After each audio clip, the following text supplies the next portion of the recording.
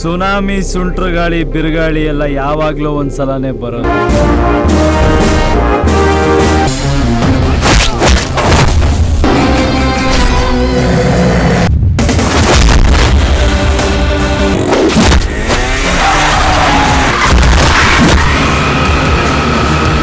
Halo sahabat, assalamualaikum. Semoga sehat selalu dan senantiasa berbahagia.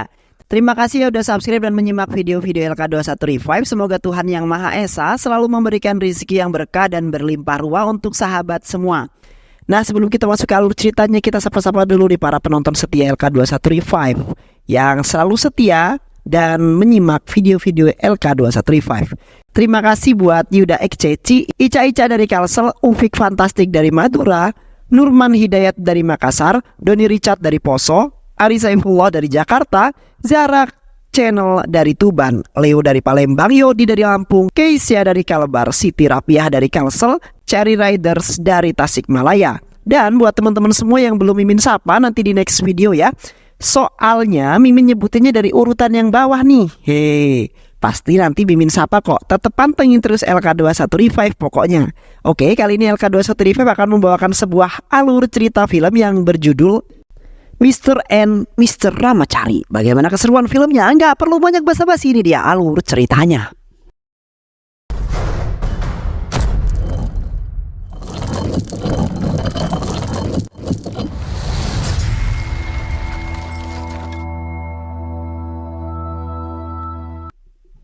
Bocil yang satu ini bernama Ramacari. Sudah nakal sejak dini, baik di sekolah ataupun di rumahnya. Dia selalu mendapatkan omelan oleh guru dan ibunya. Ibunya selalu membanding-bandingkan dirinya dengan Hari, kakaknya yang sangat cerdas. Ramacari kecil menjadikan Wisnu Pardan sebagai seorang idola dalam kehidupannya. Kecintaannya terhadap Wisnu Pardan semakin menjadi-jadi saat ia beranjak dewasa. Ramacari bahkan mengukir tato Wisnu Pardan persis di dadanya. Tak hanya kecintaannya saja yang bertambah, kenakalan dirinya juga semakin menjadi-jadi. Hanya karena masalah sepele saja, dia bahkan terlibat perkelahian dengan sekelompok preman. Para preman itu mematikan film Wisnu Pardan yang sedang diputar. Hal tersebut kemudian membuat Ramacari murka dan langsung melibas mereka semua. Gaya hidup Ramacari yang berandalan membuat dirinya berkonflik dengan ayah tercintanya. Ayahnya bahkan tak pernah lagi berbicara dengan Ramacari selama beberapa tahun. Hal ini berbanding terbalik dengan Hari, kakaknya. Hari selalu dianak emaskan dan dibanggakan oleh kedua orang tuanya. Di dalam kampus, Ramacari tentu saja disegani oleh semua mahasiswa. Semua itu karena dia adalah seorang pembuat onar dan jago bertarung. Suatu hari, Ramacari yang sudah lama tak masuk kuliah kembali mengunjungi kampusnya untuk melihat-lihat. Namun tiba-tiba dia terkesima dengan seorang gadis cantik bernama Divya. Kecantikannya dan keanggunan paras Divya membuat Ramacari langsung jatuh cinta. Karena kecantikannya juga, Divya sering diganggu dan digoda oleh preman-preman kampus. Ramacari yang melihat hal tersebut tentu saja marah. Dia langsung menghajar preman-preman kampus itu dan mengalahkannya.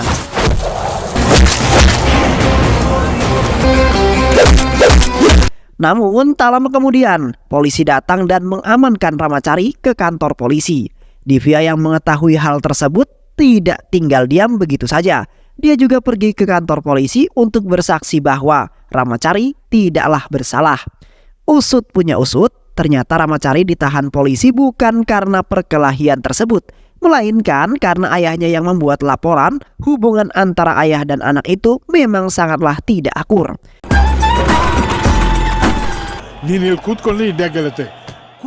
Di sisi lain, usaha Ramacari yang telah melindungi Divya ternyata membuat Divya mulai jatuh cinta dan tumbuh benih-benih cinta yang sangat subur di hatinya Divya. Ramacari tidak mengetahui jika Divya adalah adik sahabatnya sendiri yang bernama Datu. Beberapa hari kemudian, Datu yang mengetahui jika Ramacari mencintai seorang wanita tentu saja tertawa. Dia menghina dan mengolok-olok Ramacari. Dia penasaran siapa sih wanita yang dicintai Ramacari tersebut. Namun, di balik rasa penasarannya tersebut, Datu juga berpesan agar Ramacari tidak berubah gara-gara cinta. Cinta bisa membuat laki-laki menjadi seorang budak wanita. Laki-laki akan menuruti semua kemauan wanita dan akan melakukan apa yang dilarang oleh wanita. Ternyata apa yang dikatakan oleh Datu memang benar. Suatu hari, Divya menghubungi Ramacari. Tapi Ramacari tidak mengangkat teleponnya tersebut karena dia sedang menghadiri acara Wisnu Pardhan. Divya yang mengetahui hal itu tentu saja murka. Dia datang menemui Ramacari yang langsung membanting HP-nya. Di malam harinya, Datu yang sedang nongkrong dengan Ramacari menyampaikan dukungannya. "Entah siapapun gadis yang kau cintai itu, tapi aku pasti akan mendukungmu kawan," ujar Datu. Tak hanya sampai di situ, Datu juga meminta Ramacari untuk segera menembak wanita yang dicintainya itu. Datu benar-benar tidak tahu jika gadis yang dicintai Ramacari itu adalah adiknya sendiri. Keesokan harinya, Ramacari kembali datang ke kampus dengan tampilan yang sangat berbeda. Dia langsung menemui Divya dan menyatakan cintanya tanpa menanyakan terlebih dahulu nama lengkap dan identitas Divya. Mulai saat itu, Ramacari tidak lagi memanggil kekasihnya itu dengan nama Divya, melainkan dengan nama Margaret, kekasihnya Windu Pardhan. ಇವತ್ತಿಂದ ಈ ರಾಮಾಚಾರಿಗೆ ನೀವು Margaret. Setelah menyatakan cintanya, mereka kini resmi berpacaran. Ramacari lalu membawa Divya untuk diperkenalkan dengan Datu sahabatnya. Ramacari dengan penuh bangga meminta Datu untuk bertemu dengan pacarnya. Dan Datu yang bahagia tanpa banyak basa-basi langsung menemui pacarnya itu. Dan cepat, Datu langsung menampar Ramacari ketika dia mengetahui jika pacar Ramacari itu adalah adiknya sendiri.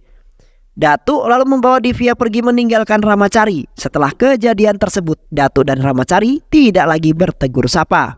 Walaupun mereka masih bertemu di tempat biasa mereka mabuk, Datu yang sudah mengenal lama Ramacari tentu mengetahui setiap keburukannya.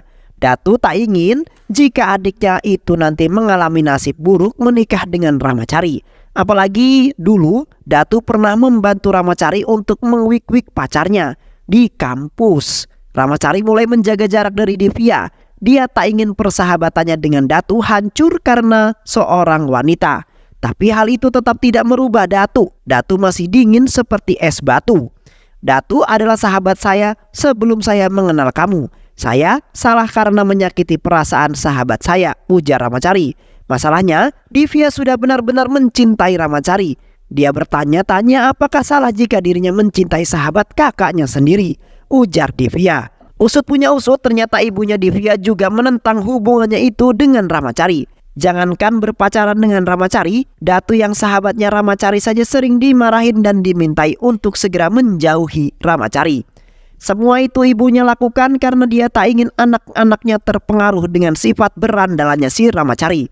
Namun, Divya tetap menolak keputusan tersebut. Dia berusaha meyakinkan ibunya jika kepribadian buruk Ramacari itu bisa dirubah. Tak lama kemudian, Divya pergi memarahi kakaknya. Ramacari adalah sahabat terbaiknya. Dia rela membuang cintanya demi persahabatan. "Kakak, kau harus tidak dingin kepadanya. Berpikirlah dengan bijak dan jangan terlalu berperasaan," ujar Divya. Berkat kata-kata adiknya itu, Datu kini tersadar dan sudah kembali akrab dengan Ramacari seperti sedia kala. Dia bahkan mendukung hubungan Ramacari dengan adiknya tersebut. Beberapa hari kemudian, Divya mengabarkan kepada Ramacari jika dia akan pergi ke Doha selama 3 hari untuk menghadiri acara pernikahan temannya. Namun, Ramacari yang sudah terlanjur bucin langsung menyusul Divya saat itu juga. Setelah acara pernikahan selesai, Divya menyampaikan keinginannya pada Ramacari. Jika dia menikah nanti, dia ingin ada burung-burung merak yang menyambutnya. Dia juga ingin agar dirinya nanti berjalan di atas pelangi. Sementara itu, kebahagiaannya tidak hanya dirasakan oleh temannya Divya saja, tapi juga dirasakan oleh ayahnya Ramacari. Ayah Ramacari mengumumkan jika sebentar lagi Hari akan segera menikah dengan anak sahabatnya yaitu Gita. Hari hanya bisa diam dan menuruti permintaan ayahnya tersebut. Dia hanya bisa mengiyakan sambil tertawa. Hal yang berbeda justru dialami oleh Divya. Kedua orang tuanya terus memarahi dan meminta Divya untuk meninggalkan Ramacari. Untuk menyelesaikan masalah itu, Divya ingin berbicara dengan Ramacari, tapi Ramacari malah sibuk dengan tongkrongannya sendiri. Divya tentu saja kesal dengan semua itu. Kekesalannya semakin menjadi-jadi ketika Divya meminta Ramacari untuk mendonorkan darahnya. Namun, dokter mengatakan jika darah Ramacari tidak bisa digunakan karena dia adalah seorang perokok dan juga pemabuk. Setelah mengetahui penjelasan tersebut, Divya juga pada saat itu meminta Ramacari untuk segera berhenti merokok dan menenggak minuman keras. Kau harusnya berhenti dari semua kelakuan burukmu itu. Kau harusnya mulai memikirkan masa depanmu. Apakah kau memiliki tabungan? Apakah kau memiliki rencana masa depan? Tanya Divya. Ramacari yang tidak suka diatur tentu saja sangat kesal. Dia lalu balik memarahi Divya yang akhirnya membuat mereka cekcok dan hubungan mereka sangat renggang pada saat ini. Sejak kejadian itu, Divya dan Ramacari tidak lagi berbicara selama 1 minggu. Ketika hari ulang tahun Divya tiba, Ramacari sudah menyiapkan kado khusus untuk dirinya. Divya juga sudah menunggu dan berharap kado apa yang akan diberikan oleh Ramacari. Namun, hal yang tak diinginkan tiba-tiba saja terjadi. Ramacari mendapat kabar jika ayahnya dilarikan ke rumah sakit. Mana saat itu, Hari kakaknya sedang tidak ada di rumah. Ramacari yang biasanya ribut dengan ayahnya, tanpa pikir panjang langsung bergegas pergi ke rumah sakit. Ramacari bahkan tidak tidur untuk menjaga ayahnya tercinta itu. Malangnya semua yang dialami Ramacari tidak diketahui oleh Divya.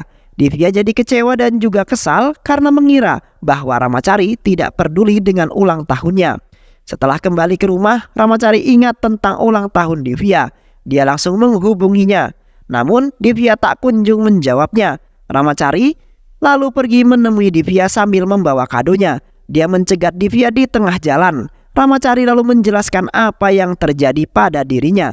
Namun Divya malah mengambil kesimpulan sendiri. Dia mengatakan jika Ramacari telah berubah. Ramacari sudah menganggap jika ulang tahun dirinya tidak lagi penting.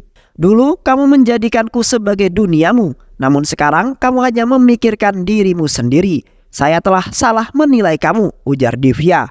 Kata-kata Divya tersebut membuat Ramacari sangat kesal. Perbedaan prinsip dan juga pendapat semakin memperparah hubungan mereka. Menurut Ramacari, hadirnya pacarnya tidak harus meninggalkan sahabat dan keluarga. Sedangkan menurut Divya, pacar harus selalu didahulukan. Pertengkaran itu terus berlangsung hingga akhirnya diakhiri dengan sebuah tamparan. Bukan Ramacari yang menampar Divya, melainkan ibunya sendiri. Ibunya kesal dengan kelakuan anaknya tersebut. Dia telah berkali-kali meminta Divya untuk menjauhi Ramacari. Tapi Divya tidak kunjung mendengarkannya. Divya lalu dibawa pergi dari sana. Permasalahan Ramacari kini semakin rumit. Hari yang selama ini dibanggakan dan dipuja-puja malah kabur dari rumah. Hal itu Hari lakukan karena dia tidak ingin menikahi Gita. Dan itulah alasan yang kemudian membuat ayah Ramacari dilarikan ke rumah sakit. Di dalam kampus, Ramacari berusaha untuk menyelesaikan masalahnya dengan Divya. Dia terus meminta maaf pada Divya sambil menceritakan jika ayahnya saat itu masuk ke rumah sakit. Sayangnya, Divya tidak mau mengerti. Dia terus meminta Ramacari untuk berubah menjadi lebih baik lagi. Dia juga menyarankan agar Ramacari kuliah sambil bekerja. Sepupu saya akan memberikanmu pekerjaan. Kau bisa bekerja di sana, kata-kata Divya itu tentu membuat Ramacari sangat murka. Dia merasa jika harga dirinya sedang diinjak-injak. Saat itu, saya tidak akan berubah. Saya tetap akan menjadi diri saya sendiri. Semua ini saya lakukan untuk membahagiakan orang lain, ujar Ramacari. Pertikaian yang seharusnya menyelesaikan masalah kemarin justru malah menimbulkan masalah baru. Saking parah pertikaian itu, kata-kata perpisahan pun diucapkan. Saya akan pergi, saya tidak akan menunjukkan wajah saya lagi. Bukannya menahan Divya, Ramacari justru membiarkannya pergi. Pergilah sana, pergi. Kehidupan saya sudah bahagia sebelum kehadiran kamu. Kamu pikir aku akan mati tanpa kehadiranmu, hah? Ucap Ramacari. Putusnya hubungan Divya dengan Ramacari kemudian membuat para preman kampus kembali mengganggu dan melecehkannya. Hal itu benar-benar membuat Ramacari murka. Dia tanpa basa-basi langsung bergerak dan menghajar mereka semua. Kebrutalan Ramacari membuat banyak fasilitas kampus hancur berantakan. Ramacari lalu mengatakan pada mereka semua, tidak ada siapapun yang boleh menggoda Divya. Dia itu cintaku dan hanya akulah yang boleh menggodanya, tegas Ramacari. Di sisi lain, pihak kampus yang sudah muak dengan kelakuan Ramacari lalu memanggil ayahnya untuk datang menghadap. Rektor kampus langsung memarahi Sankar, ayahnya Ramacari, karena tak becus dalam mendidik putranya. Sankar mengakui jika anaknya memang nakal. Dia juga perokok, pemabuk, dan juga angkuh. Tapi di balik semua itu, dia tidak pernah mempermalukan saya, ujar Sankar. Sankar juga mengakui jika kenakalan anaknya itu membuat dia dan dirinya tak pernah berbincang lagi selama bertahun-tahun. Dia memang berandalan, tapi jika dia berkelahi, dia pasti memiliki alasan. Izinkan saya meminta maaf atas namanya, ujar Sankar. Sankar dan juga Ramachari lalu pergi dari sana. Pembelaan yang dilakukan oleh ayahnya itu telah merubah hubungan keduanya. Ramachari tak lagi membelakangi ayahnya saat dibonceng. Dia bahkan mau memegang pundak ayahnya dan mau membantu ayahnya bekerja di toko. Di sisi lain, Divya terus bersedih karena mengingat kenangan bersama Ramachari. Kesedihan itu semakin menjadi-jadi ketika dia membuka hadiah dari Ramachari. Hadiah itu adalah lukisan Ramachari dan Divya yang sudah menua. Hari demi hari terus berlalu. Hubungan antara Ramachari dengan ayahnya jadi semakin erat. Namun di balik itu semua ada kesedihan dan kebingungan yang sedang menimpa Sankar. Dirinya selalu menghindar setiap kali Venkates, sahabatnya, menghubungi Sankar. Tahu jika Venkates ingin menanyakan tentang kejelasan pernikahan Gita. Tapi di sisi lain dia tak ingin Venkates tahu bahwa Hari telah kabur dari rumah. Mendengar peliknya permasalahan itu kemudian membuat Ramachari lalu turun tangan. Dia meminta ayahnya untuk jujur dan mengatakan apa yang sebenarnya terjadi. Sesampainya di sana, Sankar takut jika penjelasannya itu menyakiti hati sahabatnya tercinta. Apalagi pada saat ini Venkates tengah sakit dan menderita penyakit jantung. Venkates bisa mati mendadak jika dia kaget dan terkejut. Setelah diam cukup lama, Ramachari lalu mendesak ayahnya untuk berbicara dengan baik dan jujur. Sankar lalu menjelaskan bahwa aku sudah menganggap Gita sebagai anakku sendiri. Tapi Hari bukanlah anak yang baik. Dia kabur dari rumah karena tak ingin menikahi Gita. Venkates yang mendengar hal itu langsung kaku, yang membuat Sankar menjadi panik. Dia mengoceh berbagai hal untuk menenangkan Venkates. Dia tanpa sadar justru berkata bahwa Ramachari lah yang akan menikahi Gita.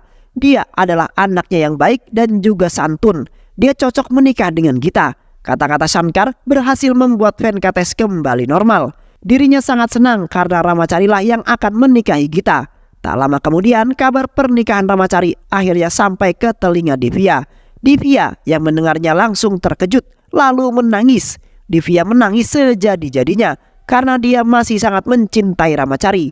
Karena tak sanggup ditinggalkan Ramachari, Divya lalu menenggak racun dan dilarikan ke rumah sakit. Ramachari lalu datang untuk menjenguknya. Namun situasi kini justru menjadi semakin rumit. Divya yang dulu sangat mencintai Ramachari kini berubah menjadi sangat membencinya. Ramachari berusaha untuk menjelaskan semuanya. Namun Divya tidak mendengarkannya. Dia justru meminta Ramachari untuk segera pergi. Setibanya di rumah, Ramachari semakin dibuat bingung karena pada saat itu tengah diadakan penetapan waktu pernikahan. Ramachari hanya bisa diam dan mengikuti semua yang akan terjadi. Tak lama kemudian Gita mengatakan kepada Ramachari jika dia tak ingin menikah dengan Ramachari. Gita mencintai seorang pria muslim bernama Farhan, tapi dia tak mungkin mengatakannya pada sang ayah. Gita lalu meminta Ramachari untuk melakukan sesuatu agar pernikahan ini bisa dibatalkan. Tapi Ramachari menolak hal itu. Dia tak mungkin menghancurkan kebahagiaan keluarganya pada saat ini. Sehingga mau tidak mau pernikahan harus tetap dilakukan. Sementara itu, Divya kini dijodohkan dengan seorang pemuda tampan yang tajir melintir bernama Akas. Divya lalu menetapkan kapan dan tempat di mana mereka akan menikah. Di malam harinya, Ramachari yang sedang sedih mengutarakan semua perasaannya. Divya adalah gadis yang sempurna di mata saya. Semua tuntutan dan larangannya itu adalah untuk kebaikan saya. Dia yang memintaku untuk berhenti merokok dan meminum minuman keras. Itu semua demi kesehatanku. Dia yang memintaku untuk bekerja. Itu juga demi masa depanku. Dia mengajariku banyak hal tentang kehidupan. Tapi dia lupa mengajariku bagaimana hidup tanpa dirinya. Pernikahan Ramachari dan pernikahan Divya ternyata ditangani oleh wedding organizer yang sama, yaitu Gouda. Gouda bingung dengan apa yang terjadi karena kedua pernikahan itu akan diadakan di tanggal yang sama dan di tempat yang sama, yaitu pada tanggal 18 di Citar Durga. Ketika acara belanja berlangsung, aksi saling sindir menyindir pun terjadi. Divya yang sudah muak lalu pergi dari sana bersama Akas. Namun di tengah jalan, Divya menghina sekelompok preman yang mengambil kain sari seorang wanita. Para preman yang tak terima langsung menghampiri Divya saat itu juga. Untuk menyelesaikan masalah tersebut, Akas lalu meminta maaf kepada mereka. Namun aksi Akas itu malah dinilai pengecut oleh Divya. Bukannya pergi, para preman itu justru semakin menjadi-jadi. Pada saat itulah Ramacari datang dan menunjukkan keberaniannya. Ramacari menghajar semua preman-preman itu dengan sangat mudah.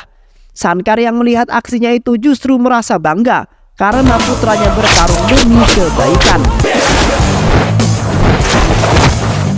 Akas yang sudah diselamatkan lalu mengundangnya untuk makan malam bersama. ಇಬ್ರು ಒಂದೇ ದಿನ ಮದುವೆ ಆಗ್ತಿದ್ವಿ ಯಾರೋ ಮಧ್ಯರಾತ್ರಿ ಫೋನ್ ಮಾಡಿ Momen makan malam itu dimanfaatkan Ramacari untuk menjelaskan apa yang sebenarnya terjadi. Dia berkata bahwa pernikahan itu semata-mata demi menjaga kebahagiaan keluarga. Namun, lagi dan lagi keegoisan Divya membuatnya tak mau mengerti dengan penjelasan Ramacari. Di rumahnya, Divya yang tengah mabuk kepayang lalu menghubungi Ramacari untuk mempermalukannya. Dia terus mengatakan kata-kata hinaan yang menyayat hati Ramacari. Keesokan harinya, hari pernikahan pun tiba. Ramacari membawa Farhan ke acara pernikahannya. Dia meminta maaf kepada ayahnya karena dia tak ingin menikah dengan Gita. Bukannya marah, Sankar justru memaklumi semua yang terjadi. Dia justru berterima kasih karena Ramacari telah menanggung beban berat selama ini. Namun, Sankar tidak berani mengatakan hal itu pada Venkates, yang akhirnya kemudian membuat Ramacari turun tangan menangani masalah ini. Ramacari mulai menjelaskan dengan sangat hati-hati. Dia berkata, jika Gita mencintai seorang pria muslim bernama Farhan, "Paman, kebahagiaan Gita adalah mutlak. Kamu tidak perlu mendengarkan apa kata orang," tegas Ramacari. Untungnya Venkates tidak kena serangan jantung. Dia mau mendengarkan kata-kata Ramacari. Bahkan dia juga merestui kemudian pernikahan Gita dengan Farhan. Di sisi lain terlihat Datuk yang sedang mewanti-wanti Divya. Dia ingin agar Divya menikah dengan Ramacari. Tapi Divya tetap keras kepala. Divya tidak akan membatalkan pernikahan ini. Dia akan tetap melanjutkannya hingga menjadi seorang suami istri. Mendengar kata-kata itu, Datuk hanya bisa meminta agar Divya tidak menyesal dengan keputusannya tersebut. Mengingat Divya masih sangat mencintai Ramacari. Hal itu dapat dibuktikan dengan Divya yang mengenakan sari pemberian Ramacari. Dia setuju menikahi Gita hanya untuk membuat ayahnya bahagia. Tapi sekarang dia sudah menyelesaikan masalah itu. Dia telah membuat Gita menikah dengan laki-laki yang dia cintai, tegas Datuk. Tapi lagi dan lagi omongan kakaknya itu tidak didengarkan oleh Divya. Ramacari yang sadar jika cintanya ditolak lalu pergi ke tempat patung idolanya, patung Wisnu Pardan yang ada di benteng Cidudurga. Ayah Ramacari, Sankar, sangat sedih dengan penderitaan yang dialami oleh putranya. Ketika Divya berjalan menuju tempat pernikahan, dia sangat terkesima dengan desain acara pernikahan. Desain itu sama persis dengan mimpi pernikahannya yang ia katakan pada Ramacari dulu. Adalah merak yang menyambutnya dan dia berjalan di atas pelangi. Divya memang akan menikah dengan Akas, tapi dirinya lalu memikirkan Ramacari. Di tengah jalan, langkah Divya tiba-tiba berhenti. Dia berkata jika dia ingin Ramacari. "Saya sadar jika semua yang saya lakukan itu salah, Bu," ujar Divya. Akas dan semua orang terkejut dengan kata-kata itu. Divya lalu pergi dari sana tanpa memikirkan Akas dan pernikahannya. Dia terus berkeliling mencari Ramacari hingga akhirnya dia menemukan Ramacari di patung Wisnu Pardan. Mereka lalu berpelukan dan film pun selesai. Baik sahabat, itulah alur cerita dari film Mr. Ramacari. Semoga teman-teman semua terhibur setelah menyimak alur cerita film ini. Terima kasih sudah menyimak video-video LK21 Revive. Semoga sahabat semua terhibur. Sampai bertemu lagi di video-video berikutnya. Wassalamualaikum warahmatullahi wabarakatuh.